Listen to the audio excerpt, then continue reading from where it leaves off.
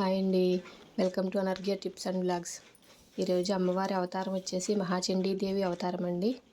మా గుడిలో అమ్మవారిని కూడా కూరగాయలతోటి శాకంబరి అమ్మవారిగా అలంకరించారు. తర్వాత నేను ఇంట్లో నైవేద్యం కింద వడలు చేసుకున్నానండి. వడలు గారెలు నైటే నానబెట్టేసుకున్నాను. పప్పు మార్నింగే అవ్వాలి కదా అనేసి. తర్వాత నేను గ్రైండర్లో వేసుకున్నానండి. మిక్సీలో వేసుకుంటే కొంచెం గట్టిగా వస్తాయి కదా, గ్రైండర్లో అయితేనే సాఫ్ట్గా వస్తాయి మనకి గారెలు. అమ్మవారికి అల్లం గారెలు చేయాలంటారండి ప్రసాదం కింద.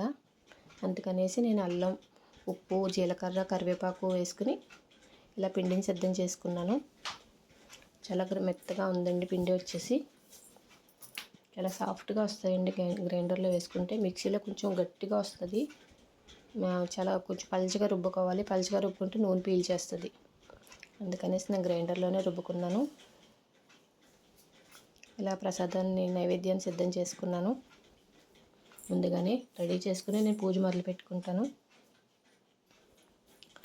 తర్వాత ఇలాగ మార్నింగే పూజ చేసుకున్నానండి. కుంకుమ పూజ చేసుకున్నాను.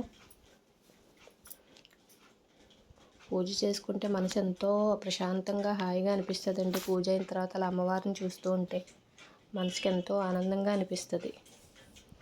మీరు కూడా మా అమ్మవారిని దర్శనం చేసుకోండి. పూజ చేసుకున్న తర్వాత గుడిలోకి వెళ్ళి అమ్మవారిని కూడా దర్శించుకున్నానండి. అమ్మవారికి కూడా కుంకుమ పూజ అయిన తర్వాత ఇలా పంచహారతులు సమర్పిస్తారండి. పంచహారతులు అయితే నైటే ఇస్తారు.